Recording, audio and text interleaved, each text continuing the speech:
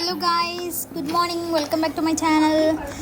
ఈరోజు నా బ్రేక్ఫాస్ట్ పెద్ద బిస్కెట్ అయిపోయింది అనుకున్నా, కానీ అది ఎట్లా టర్న్ అయిందంటే టేస్టీ, వెరీ టేస్టీ. ఎందుకంటే ఇప్పుడు నేను మార్నింగ్ లేవగానే బ్రేక్ఫాస్ట్ నార్మల్ దోసపిండి ఉంటుంది కదా ఫ్రిడ్జ్లో అని చెప్పి కారం చేసేసాను. చూస్తే అది పెసరట్టు. సో ఏం చేయాలో నాకు తెలియలేదు.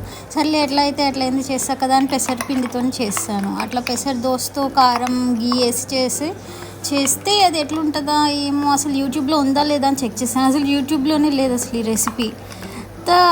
సర్లే ఎట్లా కొట్లా చేద్దాం, ఏదో ఒకటి బాగుంటే తిందాం, లేకపోతే పోయినా తిందామని అనుకున్నా, కానీ అసలు యూట్యూబ్లోనే రెసిపీ లేదు. అసలు తినొచ్చా, అసలు ఈ రెండు కాంబినేషన్ చేయొచ్చా అసలు అని భయం వేసింది కొంచెం. కానీ సర్లే ఎట్లయితే అట్లా ఇందులో చేసింది వేస్ట్ అయిపోతుంది కదా అని చెప్పేసి అట్లానే దోశ కారం గీ అవన్నీ వేసేసి దోశ చేసి ఫస్ట్ తినకూడదు కాబట్టి ఫస్ట్ నానికి పెట్టా.